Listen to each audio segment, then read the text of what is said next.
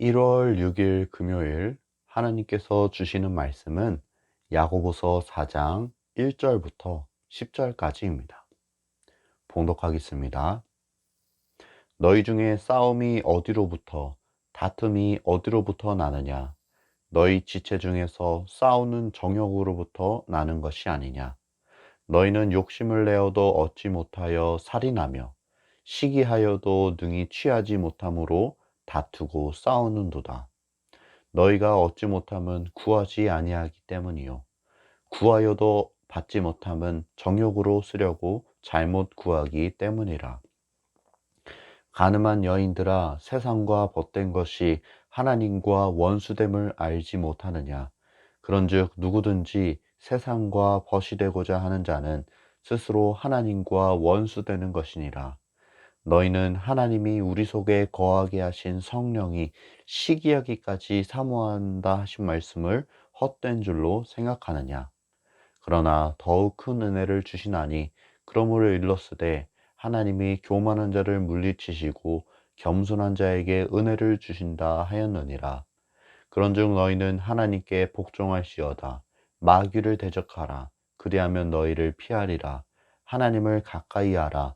그리하면 너희를 가까이 하시리라.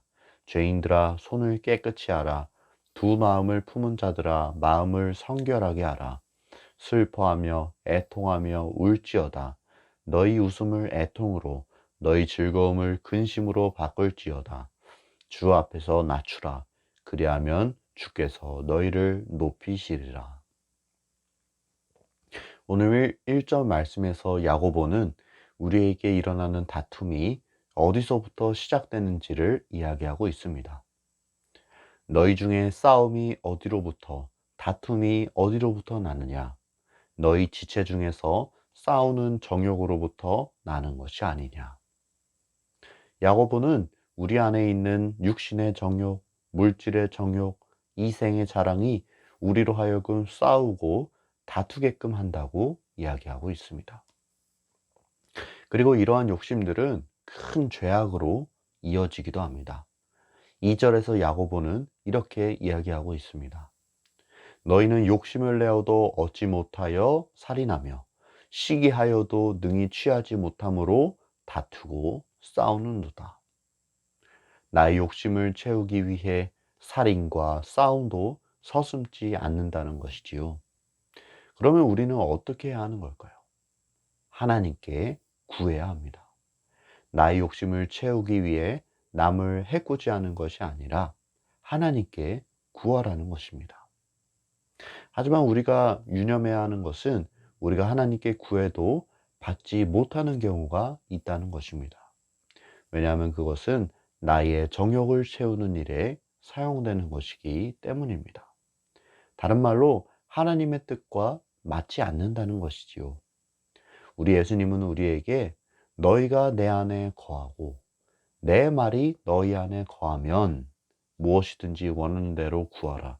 그리하면 이루리라 라고 말씀하셨습니다. 다음으로 4절에는 가늠한 여인들아, 세상과 벗된 것이 하나님과 원수됨을 알지 못하느냐 라는 구절이 기록되어 있습니다. 여기서 말하는 가늠한 여인들아는 가늠한 사람들아로 바꿀 수가 있습니다. 이 가늠한 사람들을 향해 야고보가 무엇을 이야기하고 있냐면 누구든지 세상과 벗이 되고자 하는 자는 스스로 하나님과 원수가 된다는 것입니다. 우리가 그냥 일상생활을 살아가는 것이 세상과 벗이 되는 것은 아니지요.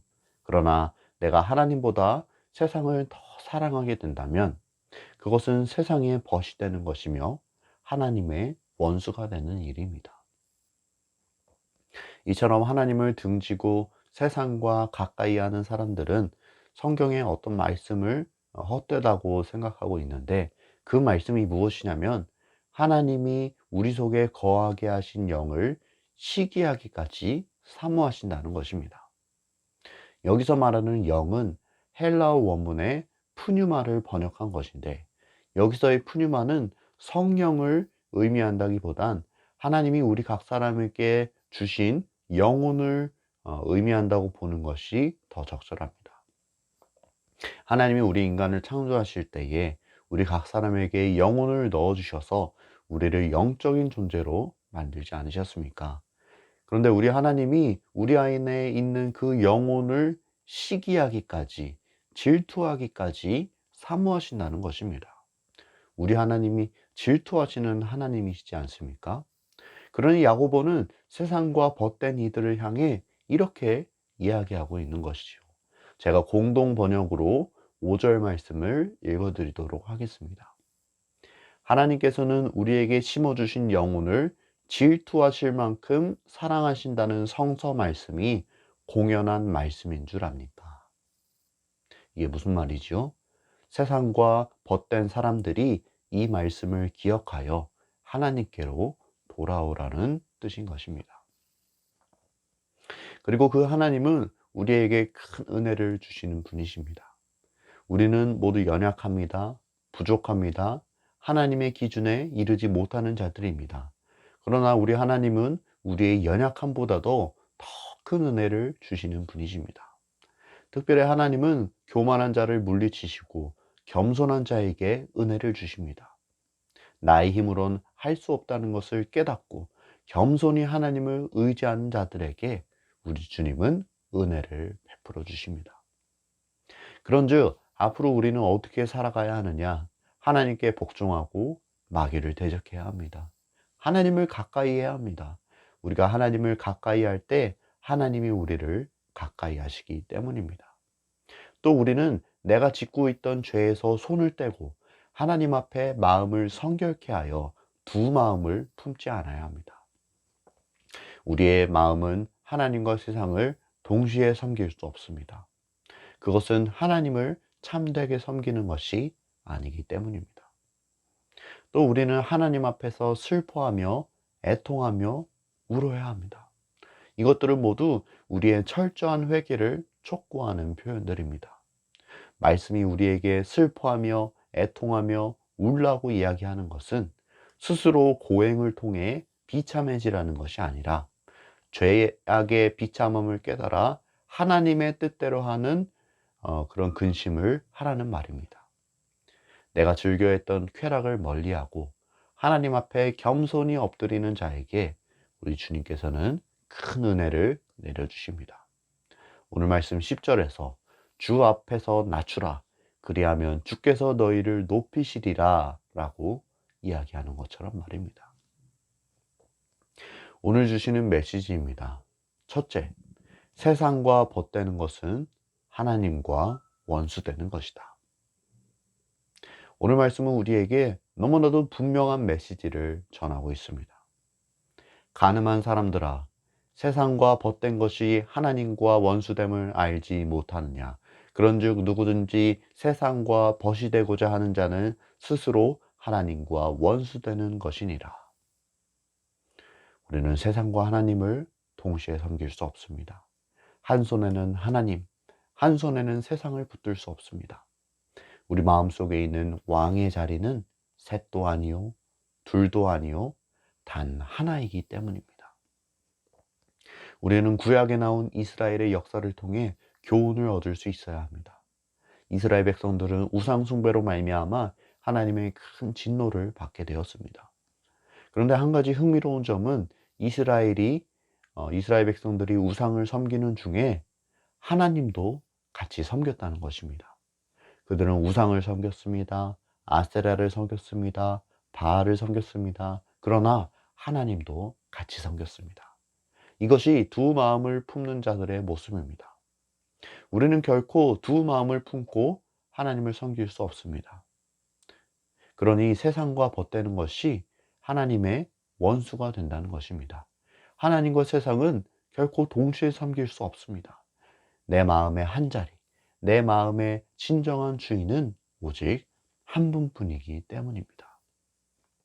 이 사실을 꼭 기억하며 오늘 주신 말씀에 비추어 나를 되돌아보고 마음의 찔림을 얻어가실 수 있기를 바랍니다. 둘째 주시는 메시지입니다. 겸손히 엎드리는 자에게 하나님이 은혜를 베풀어 주신다. 우리 하나님은 교만한 자를 물리치시고 겸손한 자에게 은혜를 주시는 분이십니다. 왜냐하면 우리 자신이 그렇게 지음받은 존재이기 때문입니다. 우리는 하나님을 떠나서는 아무것도 할 수가 없습니다. 그래서 우리 주님은 우리에게 이렇게 말씀하셨습니다. 나는 포도나무요, 너희는 가지라. 그가 내 안에, 내가 그 안에 거하면 사람이 열매를 많이 맺나니 나를 떠나서는 너희가 아무것도 할 수 없음이라. 사람이 내 안에 거하지 아니하면 가지처럼 밖에 버려져 마르나니 사람들이 그것을 모아다가 불에 던져 사르느니라. 우리에게는 매일매일을 살아갈 은혜가 필요합니다. 우리에게는 하나님께서 주시는 은혜가 필요합니다. 특별히 우리 하나님은 겸손히 주님 앞에 엎드리는 자에게 은혜를 주십니다. 나의 죄악이 얼마나 비참한지를 깨닫고 하나님 앞에 간절히 은혜를 구하는 자에게 긍휼을 베푸십니다. 우리 모두는 죄인입니다. 우리 마음속에 있는 육신의 정욕, 안목의 정욕, 이생의 자랑이 우리로 하여금 죄를 짓게 합니다. 그리고 우리는 그 죄악에 빠져 허우적대며 깊은 늪으로 들어가게 됩니다. 하지만 오늘 말씀은 우리에게 뭐라고 이야기하고 있습니까? 그러나 더욱 큰 은혜를 주시나니. 하나님은 우리의 문제보다, 하나님은 우리의 죄악보다 더 큰 은혜를 베푸시는 분이십니다. 바로 그 하나님 앞에 겸손히 엎드리는 자들에게 말입니다. 혹시 우리 중에 하나님의 은혜를 필요로 하시는 분이 계십니까? 나의 죄악으로 말미암아 깊은 근심에 빠져 있는 분이 계십니까? 하나님의 은혜를 사모하며 그분께 엎드리실 수 있기를 바랍니다. 그 하나님이 우리를 불쌍히 여기시고 긍휼히 여겨주실 것입니다.